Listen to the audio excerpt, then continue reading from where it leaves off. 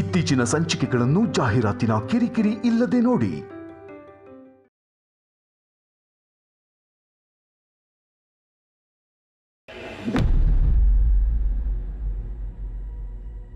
ನಿಜವಾಗ್ಲೂ ಆಸ್ತಿಯಲ್ಲಿ ಭಾಗ ಕೇಳ್ತಿರೋದು ನೀನೇನಾ?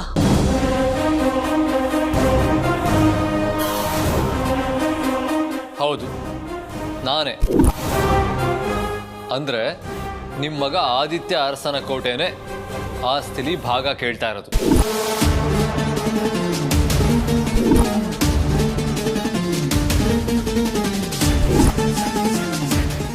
ಅಷ್ಟಕ್ಕೂ ನಾನು ಕೇಳಿದಲ್ಲಿ ತಪ್ಪೇನಿಲ್ವಲ್ಲ? ವಯಸ್ಸಿಗೆ ಬಂದಾಗ ಅವ್ರವ್ರ ಪಾಲಿಗೆ ಬರ್ಬೇಕಾಗಿದೆ ಅವ್ರು ಕೇಳ್ತಾರೆ. ಅದನ್ನೇ ತಾನೇ ನಾನು ಕೇಳ್ತಾ ಇರೋದು. ಇವತ್ತು ನೀವು ನನಗೆ ಕೊಡೋದನ್ನ ನಾಳೆ ನಾನು ನನ್ನ ಮಕ್ಕಳಿಗೆ ಕೊಡ್ತೀನಿ. ಇದೇ ತಾನೇ ಪ್ರಪಂಚದಲ್ಲಿ ನಡ್ಕೊಂಡ್ ಬರ್ತಾ ಇರೋದು.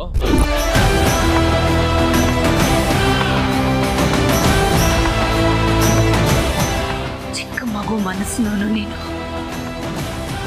ಈಗ ನಿನ್ನ ಮಕ್ಕಳ ಬಗ್ಗೆ ಯೋಚನೆ ಮಾಡುವಷ್ಟು ಬೆಳೆದಿದೀಯಾ. Good, very good. ಪಾಲ್ ಕೇಳೋದು ತಪ್ಪು ಅಂತ ನಾನು ಹೇಳ್ತಾ ಇಲ್ಲ. ಆದ್ರೆ ಪಾಲ್ ಕೇಳಬೇಕು ಅನ್ನೋ ವಿಷಯ ನಿನ್ ತಲೆಗೆ ಬಂತಲ್ಲ, ಅದು ಯಾಕೆ ಹೇಗ್ ಬಂತು ಅಂತ ಯೋಚನೆ ಮಾಡ್ತಿದ್ದೀನಿ. ಅದಕ್ಕೆ ನಿನ್ನೊಬ್ಬನ್ನೇ ಇಲ್ಲಿ ಕರೆಸ್ಕೊಂಡಿದ್ದು. ಹೇಳು, ಅದೇ ಆಸ್ತಿಲಿ ಪಾಲ್ ಕೇಳೋದ್ರ ಹಿಂದೆ ನಿನ್ನ ಉದ್ದೇಶ ಏನಿದೆ? ಯಾಕೆ ಪಾಲ್ ಕೇಳ್ತಾ ಇದೀಯಾ? ದೇವಸ್ಥಾನದಲ್ಲಿ ನನ್ನ ಮರ್ಯಾದೆ ಹೋಗೋ ತರ ನಡ್ಕೊಂಡಿದ್ದು ನೀನಲ್ಲ, ಅದೇ ನೀನಲ್ಲ. ನಮಗೆ ಕಾಣದೇ ಇರೋ, ನಿನ್ನನ್ನ ಕಾಡ್ತಾ ಇರೋ ಯಾವುದೋ ಒಂದು ಒತ್ತಡ. ಏನದು ಅದೇ? ಏನ್ ಹೇಳು ಅದೇ? ಏನದು?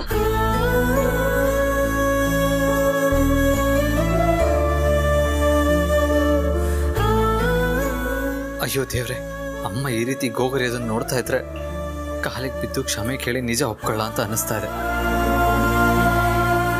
ಉದ್ದೇಶ ಪೂರ್ವಕವಾಗಿ ಮಾಡಿದ ತಪ್ಪಿಗೆ ಶಿಕ್ಷೆ ಇರುತ್ತೆ. ಅಸಹಾಯಕತೆಯಿಂದ ಮಾಡಿರೋ ತಪ್ಪಿಗೆ ಕ್ಷಮೆ ಇರುತ್ತೆ. ಕಾರಣ ಏನೇ ಇದ್ರು ನನ್ನ ಹತ್ರ ಹೇಳ್ಕೊಳಪ್ಪ. ನಿನ್ನ ಹೆತ್ತಮ್ಮನ ಹತ್ರ ಹೇಳ್ಕೊಳಪ್ಪ. ಅದೇ ನೀನು ಕೇಳಿದ್ರೆ ಪ್ರಾಣ ಬೇಕಾದ್ರೂ ಕೊಡ್ತೀನಿ. ಅದೇ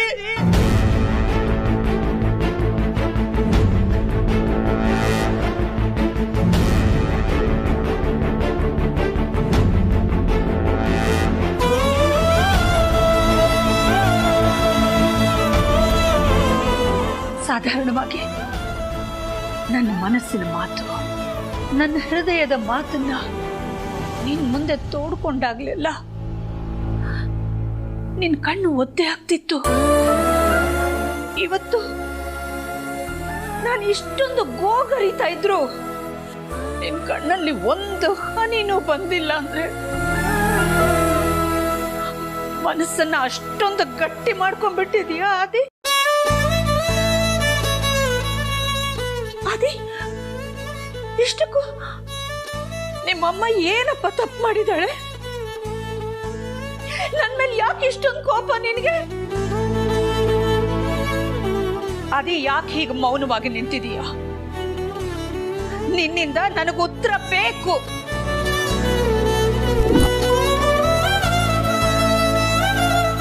ಆಸ್ತಿಲಿ ಭಾಗ ಕೇಳೋದಕ್ಕೆ ನಿಜವಾದ ಕಾರಣ ಏನು ಅನ್ನೋದು ನನಗೆ ಗೊತ್ತಾಗ್ಲೇಬೇಕು.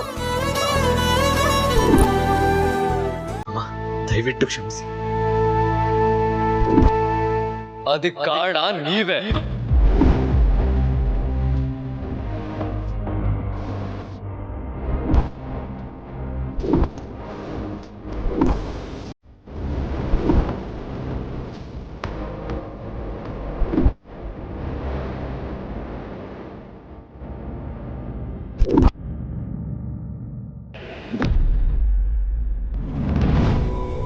ಆದಿ ಆಸ್ತಿಗೆಲ್ಲ ಆಸೆ ಪಡವನೇ ಅಲ್ಲ. ಅವನು ಯಾಕೆ ಆಸ್ತಿಯಲ್ಲಿ ಭಾಗ ಕೇಳ್ದ ಅಂತ ನನಗೆ ಅರ್ಥನೇ ಆಗ್ತಿಲ್ಲ. ಇದೆಲ್ಲ ಕನ್ಸೋ ನನ್ಸೋ ನನಗಂತೂ ಒಂದು ಗೊತ್ತಾಗ್ತಾ ಇಲ್ಲ. ಅಣ್ಣ ನೀನೇ ನೋಡ್ದೆ ತಾನೆ ಅವನ ಆಸ್ತಿ ಕೇಳಿದ್ರಲ್ಲಿ ಎಷ್ಟು ಕ್ಲಾರಿಟಿ ಇತ್ತು ಅಂತ. ನಿಜ ಯಾರು ಅವನು ಮಾತ್ರ ಅಲ್ಲ, ಇಡೀ ಅರಸನಕೋಟೆ ಜನನೇ ಸೀರಿಯಸ್ ಆಗಿದೆ. ಆದರೆ ನನಗೆ ಬರ್ತಾ ಇರೋ ಡೌಟು, ಅವನು ಯಾವತ್ತಿಗೂ ದುಡ್ಡಿಗೆ ಆಸೆ ಪಟ್ಟವನಲ್ಲ, ಅಮ್ಮ ಹಾಕಿದ ಗೆರೆನ ದಾಟ್ದವನೂ ಅಲ್ಲ. ಅಂಥವನು 10 ಜನರ ಮುಂದೆ ಹೇಗೆ ಅವನು ಆಸ್ತಿನ ಪಾಲ್ ಕೇಳ್ದ ಅಂತ. ಕೇಳೋದಾಗಿದ್ರೆ ಮನೇಲೆ ಕೇಳ್ಬೋದಿತ್ತಲ್ವಾ? ಅದನ್ನ ಬಿಟ್ಟು ಅವರಮ್ಮನ್ನ ಧರ್ಮಾಧಿಕಾರಿ ಮಾಡೋ ಅಂತ 10 ಊರಿನ ಮುಖಂಡರು ಸೇರಿರೋ ಜಾಗದಲ್ಲೇ ಯಾಕೆ ಕೇಳ್ದ ಅಂತ ನನಗೆ ಡೌಟ್. ನನಗೂ ಅದೇ ಅರ್ಥ ಆಗ್ತಿಲ್ಲ ಅಣ್ಣ. ಆದ್ರೆ ಅಲ್ಲಿ ನಡೆದಿರೋ ಡ್ರಾಮಾ ಹಿಂದೆ ಏನೋ ಒಂದು ಸೀರಿಯಸ್ ರೀಸನ್ ಇದೆ ಅಂತ ಅನಿಸ್ತಾ ಇದೆ.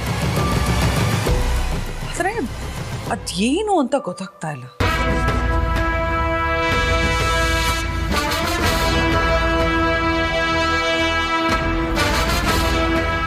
ನನಗೆ ಗೊತ್ತಾಯ್ತು. ಏನು? ನಾವು ಪ್ರೀತುನ ಆಸ್ತಿಲಿ ಪಾಲ್ ಕೇಳು ಅಂತ ಹೇಳಿದ್ದು ಆದಿಗೆಲ್ಲೋ ವಿಷಯ ಗೊತ್ತಾಗಿರ್ಬೇಕು. ಅದಕ್ಕೆ ತಮ್ಮ ಆಸ್ತಿ ವಿಷಯದಲ್ಲಿ ಅಮ್ಮನ ಮುಂದೆ ಕೆಟ್ಟವನಾಗೋದು ಬೇಡ ಅಂತ ಅವನೇ ಕೇಳಿರ್ಬೇಕು. ಹಾಗದ್ಯ ಅರೋ 100% ಹೀಗೆ ಆಗಿರೋದು. ಹಾಗಾದ್ರೆ ಆ ಪ್ರೀತಿಗೆ ಫೋನ್ ಮಾಡು, ನಿಜ ಏನು ಅಂತ ಬಾಯ್ ಬಿಡ್ಸೋಣ. ಬೇಡ. ಯಾಕಣ್ಣ? ಯಾವಾಗ ಆದಿ ಆಸ್ತಿಲಿ ಪಾಲ್ ಕೇಳಿದ್ನೋ ನಾನು ಎಲ್ರ ಮುಖಾನು ಗಮನಿಸಿದೆ. ಎಲ್ರು ತುಂಬಾನೇ ಸೀರಿಯಸ್ ಆಗಿದ್ರು. ನಾವು ಹ್ಯಾಕ್ ಶಾಕ್ ಆಗಿದ್ವೋ ಪ್ರೀತು ಕೂಡ ಹಾಗೆ ಶಾಕ್ ಆಗಿದ್ದ. ಸೊ ಪ್ರೀತುಗೆ ಈ ವಿಚಾರ ಗೊತ್ತಿಲ್ಲ. ಆದಿ ನಿಜವಾಗ್ಲೂ ಆಸ್ತಿಲಿ ಪಾಲ್ ಕೇಳ್ತಿದ್ದಾನೆ ಅಂತ ಅನ್ಕೊಂಡಿದ್ದಾನೆ. ಅರು ನನಗನ್ಸೋ ಪ್ರಕಾರ ಆದಿ ಏನಾದ್ರು ಈ ವಿಷಯನ ಪ್ರೀತಿಗೆ ಹೇಳಿದಿದ್ರೆ ಪ್ರೀತು ಅವನನ್ನ ತಡೀತಿದ್ದ. ಅದಕ್ಕೆ ಆದಿ ಯಾರಿಗೂ ಇದನ್ನ ಹೇಳ್ದೆ ಶಾಕ್ ಕೊಟ್ಟಿದ್ದಾನೆ. ಇರ್ಬೋದೇನು. ಆದ್ರೆ ನಾವು ಪ್ರೀತುಗೆ ಆಸ್ತಿಯಲ್ಲಿ ಭಾಗ ಕೇಳು ಅಂತ ಹೇಳಿದ ವಿಷಯ ಆದಿತ್ಯನ್ ಗೊತ್ತಾಗಿದೆಯೋ ಇಲ್ವೋ ಅಂತ ಹೇಗೆ ಕನ್ಫರ್ಮ್ ಮಾಡ್ಕೊಳ್ಳೋದು?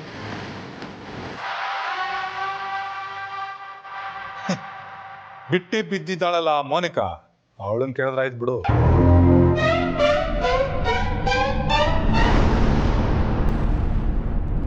ಏನ್ ಹೇಳ್ತಿದೀಯಾ? ಆಸ್ತಿಲಿ ಭಾಗ ಕೇಳೋದಕ್ಕೆ ಕಾರಣ ನಾನಾ? ಹೌದು. ನನಗೆ ಪಾರ್ವತಿಗೆ ಈ ಮನೆಯಲ್ಲಿ ನಿಮ್ ಜೊತೆ ಇರೋದು ಇಷ್ಟ ಇಲ್ಲ.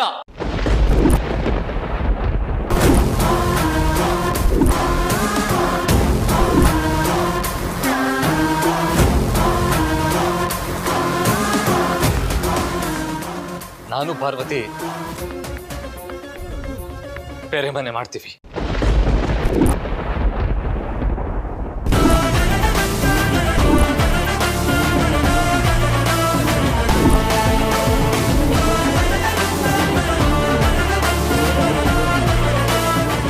ಏನಂದೆ? ನೀನು ಪಾರ್ವತಿ ಬೇರೆ ಮನೆ ಮಾಡ್ಕೊಂಡಿರ್ತೀರ?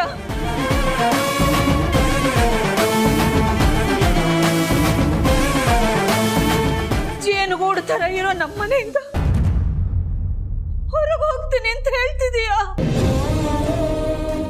ನನಗೆ ನಂಬಕ್ಕಾಗ್ತಿಲ್ಲ. ಅದೇ ನಂಬಕ್ಕಾಗ್ತಿಲ್ಲ.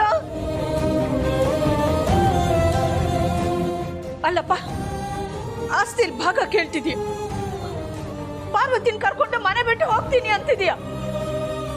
ಇದು ಎಲ್ಲದಕ್ಕೂ ಒಂದು ಬಲವಾದ ಕಾರಣ ಇರ್ಬೇಕಲ್ಲ? ಕಾರಣ ಇದೆ. ನನಗೂ ನನ್ನ ಹೆಂಡತಿ ಜೀವಕ್ಕೂ ಈ ಮನೆಯಲ್ಲಿ ಯಾವ ಗ್ಯಾರಂಟಿನೂ ಇಲ್ಲ. ನಮ್ಮಿಬ್ರ ಜೀವಕ್ಕೆ ಅಪಾಯ ಇದೆ.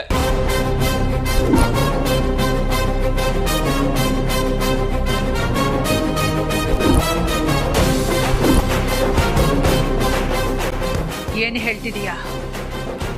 ಈ ಮನೆಯಲ್ಲಿ ನಿನ್ನ ಪಾರ್ವತಿಯ ಜೀವಕ್ಕೆ ಅಪಾಯ ಇದೆಯಾ?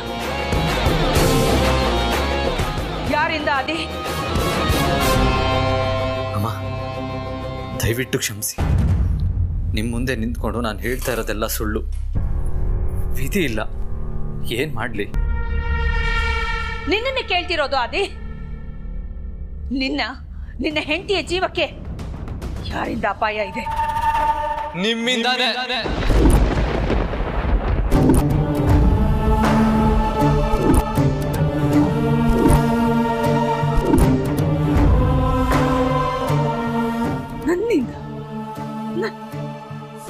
ನನ್ನಿಂದ ನಿಮ್ಮಿಬ್ಬರ ಜೀವಕ್ಕೆ ಅಪಾಯ ಇದೆಯಾ?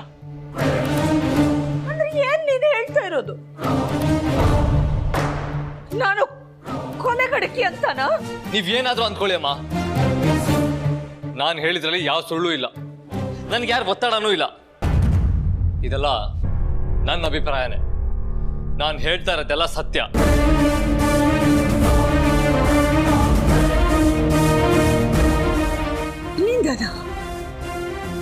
ನನ್ನಿಂದ ನಿಮ್ಮಿಬ್ಬರ ಜೀವಕ್ಕೆ ಅಪಾಯ ಇದೆಯಾ?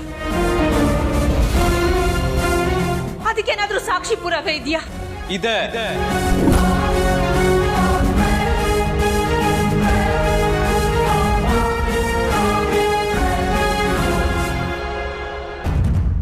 ಪಾರ್ವತಿ ಈ ಮನೆಗೆ ಸೊಸೆಯಾಗಿ ಬರೋದು ನಿಮ್ಗೆ ಸ್ವಲ್ಪನೂ ಇಷ್ಟ ಇರಲಿಲ್ಲ. ಆದ್ರೂ ನಾವು ಮದುವೆ ಆದ್ವಿ. ದುರಾದರ್ಶಕ್ಕೆ ಈ ಮನೆಗೆ ಬಂದ್ವಿ. ಆಗ್ಲೂ ನೀವು ಪಾರ್ವತಿನ ಕೆಲ್ಸದೋಳ್ ತರನೇ ನೋಡಿದ್ರಿ. ಆಮೇಲೆ ನಾನ್ ಮಾಡಿದ್ದೆಲ್ಲ ತಪ್ಪು ಅಂತ ಎಲ್ರ ಮುಂದೆ ಒಪ್ಕೊಂಡು ಅವಳನ್ನ ಪ್ರೀತಿಯಿಂದ ಸೊಸೆ ಅಂತ ಒಪ್ಕೊಂಡಲ್ಲಪ್ಪ. ಒಪ್ಕೊಳ್ಳಿಲ್ಲ, ಒಪ್ಕೊಳ್ಳೋ ತರ ನಾಟಕ ಮಾಡಿದ್ರಿ.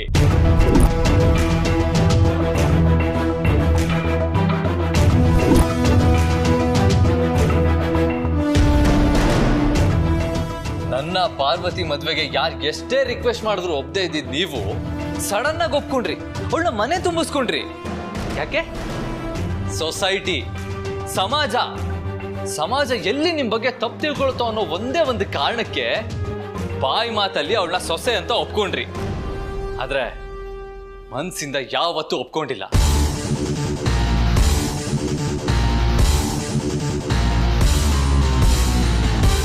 ಅವಳ ಮೇಲೆ ನಿಮಗಿದ್ದ ಅಸಮಾಧಾನದ ಬೆಂಕಿ ಇನ್ನೂ ಆರಿರ್ಲಿಲ್ಲ. ನಿಮ್ಮ ಮನಸ್ಸಿನ ಮೂಲೆಯಲ್ಲಿ ಅದು ಹೊಗೆ ಆಡ್ತಾನೆ ಇತ್ತು.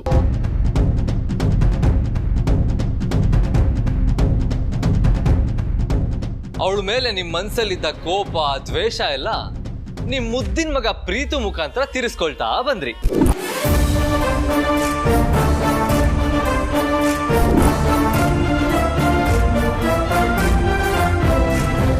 ಪ್ರೀತು ಮೂಲಕನ? ಹೌದು. ನನ್ನ ಮದುವೆ ಆಗೋಕ್ಕಿಂತ ಮುಂಚೆನೆ ಪ್ರೀತಿಗೆ ನನ್ನ ಪ್ರೀತಿ ವಿಷಯ ಗೊತ್ತಿತ್ತು. ಆಗೆಲ್ಲ ಅವ್ನ ಬಾಯಿ ತುಂಬಾ ಅತ್ತಿಗೆ ಅತ್ತಿಗೆ ಅತ್ತಿಗೆ ಅಂತ ಕರಿತಾ ಇದ್ದ. ನಮ್ಮ ಪ್ರೀತಿಗೆ ಸಪೋರ್ಟು ಮಾಡ್ತಾ ಇದ್ದ. ಆದ್ರೆ ಅಂತವನು ನಮ್ಮ ಮದುವೆ ಆಗಿ ಬಂದ್ಮೇಲೆ ಬದಲಾದ. ಹಾಗಾದ್ರೆ ಇದ್ರ ಹಿಂದೆ ಕಾಣದೇ ಇರೋ ಕೈ ಯಾರ್ದು? ನಿಮ್ದೇ ಅಲ್ವಾ?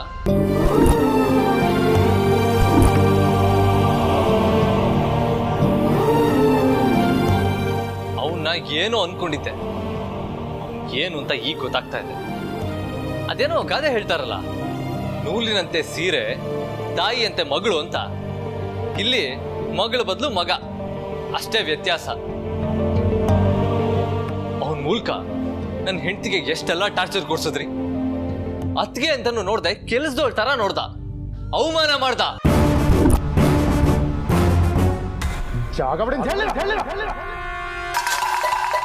ಈ ಮನೆ ಕೆಲಸದವಳು ಅನ್ನೋದನ್ನ ಮರ್ತ್ಬಿಟ್ಟಿಯಾ? ಅಷ್ಟು ಸಾಲದು ಅಂತ ನನಗೂ ಅವಮಾನ ಮಾಡ್ದ. ಅಷ್ಟು ಮಾತ್ರ ಆಗಿದ್ರೆ ಬೇಜಾರಾಗ್ತಾ ಇರಲಿಲ್ಲ. ಆದ್ರೆ ಕೊನೆಗೆ ಯಾವ ಲೆವೆಲ್ಗೆ ಹೋದ? ಛೇ, ಹೇಳ್ಕೊಳಕ್ಕೆ ನಾಚಿಕೆ ಆಗುತ್ತೆ.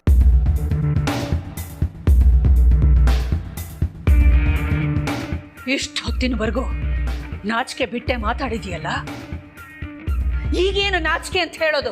ಅದನ್ನು ಹೇಳು, ಬಾಕಿ ಯಾಕೆ ಉಳಿಸ್ಕೋತೀಯ? ಈ ವಿಷಯ ಕೇಳಿದ್ರೆ ಖಂಡಿತ ನಾನು ನಿಮ್ಮ ಮಗನ ಅಂತ ನಿಮ್ಗೆ ಅನ್ಸೋದ್ರಲ್ಲಿ ಯಾವ ಅನುಮಾನನೂ ಇಲ್ಲ. ಸಾರಿ ಅಮ್ಮ. ಈ ಸುಳ್ಳು ಮಾತು ಹೇಳಿದ್ರೇನೆ ನಿಮ್ಮ ಮನಸ್ಸಿಂದ ನಾನು ದೂರ ಆಗೋಕ್ಕಾಗೋದು. ಅದು ಹಾಕಲೇಬೇಕು. ಹಾಗಾಗಿ ಈ ಸುಳ್ಳನ್ನ ನಾನು ಹೇಳಲೇಬೇಕು. ಹೇಳು ಆದಿ, ಪ್ರೀತು ಇನ್ನೇನೇನ್ ಮಾಡ್ದ? ಏನ್ ಯೋಚನೆ ಮಾಡ್ತಾ ಇದೀಯಾ ಹೇಳು.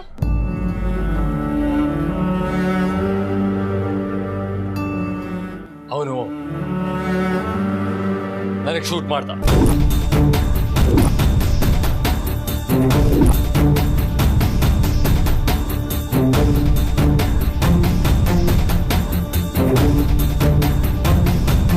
ಆರು ತಾಳಿ ಭಾಗ್ಯ ಗಟ್ಟಿ ಇತ್ತು, ಅದಕ್ಕೆ ಗುಂಡೆ ಇಟ್ಟಿದ್ರು ಬಸ್ಕೊಡ್ದೆ. ಇಲ್ಲ ಅಂದಿದ್ರೆ ನಿಮ್ ಮಗ ಶೂಟ್ ಮಾಡಿದ ದಿನನೇ ಸತ್ತು ಹೋಗಿರ್ತಿದ್ದೆ.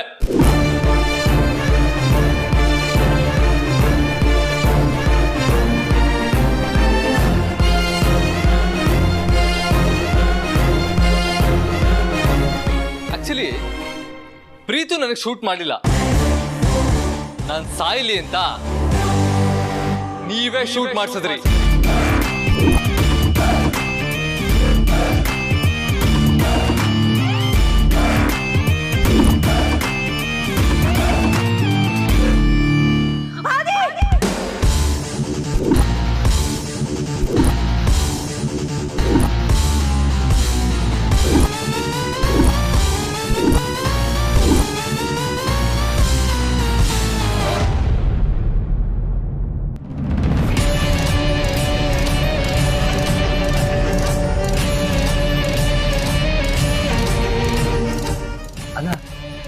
ಅತ್ತಿಗೆ ಆದಿತ್ಯ ಒಬ್ಬನ ಜೊತೆ ಮಾತಾಡಬೇಕು ಅಂತ ಅಖಿಲ ಅವನ್ನ ಕರೆದಿದ್ದಾಳೆ. ಅಮ್ಮ ಮಗ ನಡುವೆ ನಡೆಯೋ ಮಾತುಕತೆ ಅತಿರೇಕಕ್ಕೆ ಹೋಗದೆ ಇರೋ ಹಾಗೆ ನೋಡ್ಕೊ ಅಂತ ನಾನೇ ಪಾರ್ವತಿನ ಕಳಿಸ್ಕೊಟ್ಟೆ.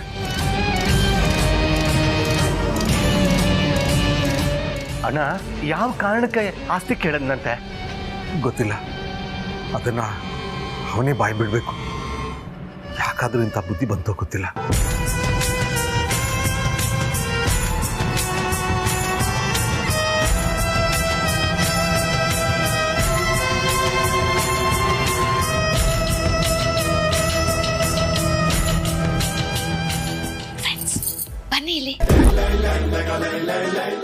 ಅಲ್ಲ ಫ್ರೆಂಡ್ಸ್, ಮೊನ್ನೆ ಆದಿತ್ಯ ಅಕೌಂಟೆಂಟ್ನ ಮನೆ ಕರೆಸಿ ಹೆಂಡತಿ ಹೆಸರಲ್ಲಿ ಪ್ರಾಪರ್ಟಿ ತಗೋಬೇಕು, ದುಡ್ಡು ಬೇಕು ಅಂದಿದ್ದ. ಆದ್ರೆ ಅದ್ರ ಉಪಯೋಗನೇ ಮಾಡ್ಕೊಳ್ಳಿಲ್ಲ. ಇವತ್ತು ಆಸ್ತಿನೇ ಕೇಳ್ತಾ ಇದ್ದಾನೆ. ಮೈಸಂದ್ರದ ಮಾರಮ್ಮ ಅವನ ತಲೆಯಲ್ಲಿ ಏನ್ ಓಡ್ತಿದೆ ಅಂತ ಒಂಚೂರು ಅರ್ಥ ಆಗ್ತಾ ಇಲ್ಲ ನನಗೆ. ಫ್ರೆಂಡ್ಸ್, ನಿಮ್ಗೇನಾದ್ರೂ ಗೊತ್ತಾಗ್ತಾ ಇದೆಯಾ? ನಾನಾ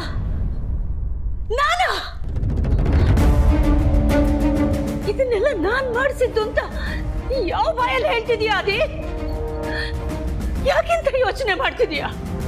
ಯಾಕಿಂತ ಕೆಟ್ಟ ಯೋಚನೆಗಳು ನಿನ್ನ ಮನಸ್ಸಿಗೆ ಬರ್ತಾ ಇದೆ?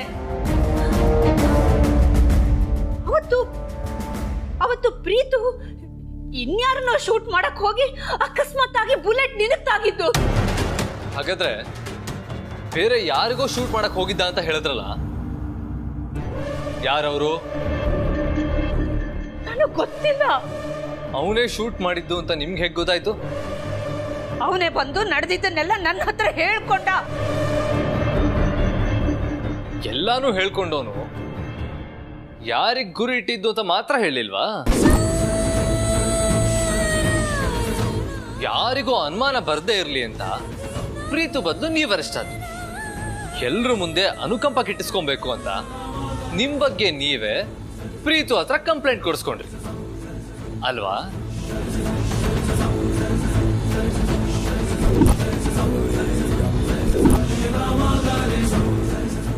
ಅಣ್ಣಂಗ್ ಶೂಟ್ ಮಾಡ್ದವನು ಎಲ್ರ ಮುಂದೆ ತನಗೂ ಇದಕ್ಕೂ ಯಾವ ಸಂಬಂಧನೂ ಇಲ್ಲ ಅನ್ನೋ ತರ ಡವ್ ಮಾಡ್ದ. ಏನೂ ಗೊತ್ತಿಲ್ಲದೆ ಇರೋ ತರ ನಾಟಕ ಮಾಡ್ದ. ಅವನಿಂದ ಇಷ್ಟೆಲ್ಲ ಮಾಡ್ಸಿದ್ರಲ್ಲ, ನಿಮ್ನ ಅಂತ ಅನ್ಯಾಯ ಏನ್ ಮಾಡಿದ್ದೆ?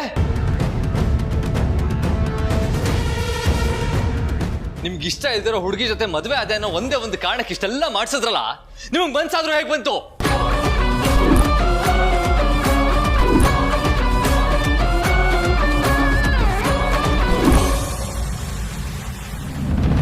ಏನು ಇಷ್ಟೆಲ್ಲ ನಡೀತಾ ಅಲ್ಲಿ? ಇಷ್ಟೆಲ್ಲ ನಡೀತು ಮೋನಿಕಾ. ಓ, ಅದಕ್ಕೆ ಅನ್ಸುತ್ತೆ ಅಖಿಲಾಂಡೇಶ್ವರಿ ಅವರು ಮನೆಗೆ ಬಂದಾಗ ತುಂಬಾ ಅಪ್ಸೆಟ್ ಆಗಿ ಬಂದ್ರು. ಅದಲ್ಲದೆ ಅವ್ರ ಫ್ಯಾಮಿಲಿ ಮ್ಯಾಟ್ರು ನನಗೆ ಗೊತ್ತಾಗಬಾರ್ದು ಅಂತ ನನ್ನ ಮನೆಯಿಂದ ಆಚೆ ಬೇರೆ ಕಳ್ಸಿದ್ರು. ಆದ್ರೂ ನಾನೇನು ಬಿಡ್ಲಿಲ್ಲ, ಕಿಟಕಿಯಿಂದ ಎಲ್ಲ ವಾಚ್ ಮಾಡ್ತಾ ಇದ್ದೆ.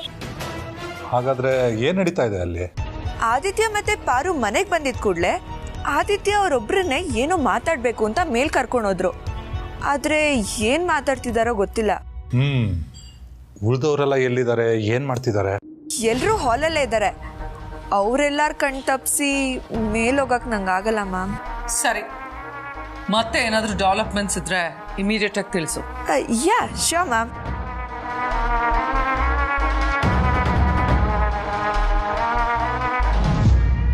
ಅರು, ಅಮ್ಮ ಮಗನ ಮಧ್ಯೆ ಏನ್ ನಡೀತಾ ಇರ್ಬೋದು? ಮಾತಿನ ಯುದ್ಧ ನಡೀತಾ ಇರುತ್ತೆ. ಇಲ್ಲ ಅರು, ಅವಳು ದೇವಸ್ಥಾನದಿಂದ ಹೊರಟಿದ್ ಫೋರ್ಸ್ ನೋಡಿದ್ರೆ ಮನೆಗೆ ಹೋಗಿ ಆದಿ ಕತ್ತಿನ ಪಟ್ಟು ಹಿಡಿದು ಆಚೆ ದಬ್ಬೇಕಾಗಿತ್ತು. ಅದು ಬಿಟ್ಟು ಅವರಿಬ್ರು ಏನ್ ಮಾತಾಡ್ತಿದ್ದಾರೆ? ಈ ಮನೇಲಿ ನಾನು ಮಾತ್ರ ದಡ್ಡ. ಅಮ್ಮ ತಮ್ಮ ಇಬ್ರು ಸೇರ್ಕೊಂಡು ನನ್ನನ್ನು ಸಾಯಿಸೋ ಪ್ರಯತ್ನ ಮಾಡಿದ್ರು ನನಗೆ ಗೊತ್ತೇ ಆಗ್ಲಿಲ್ಲ. ಈ ಭೂಮಿ ಮೇಲೆ ಒಬ್ಬ ತಾಯಿ ತನಗೆ ತಾನು ಮೋಸ ಮಾಡ್ಕೋಬಹುದು, ಆದ್ರೆ ಯಾವತ್ತೂ ತನ್ನ ಹೆತ್ತ ಮಗನಿಗೆ ಮೋಸ ಮಾಡಲ್ಲ. ಆದ್ರೆ ನೀವು ನನಗೆ ಮೋಸ ಮಾಡೋದಿರ್ಲಿ, ನನ್ನ ಸಾಯಿಸಕ್ಕೆ ನೋಡ್ಬಿಟ್ರಲ್ಲ.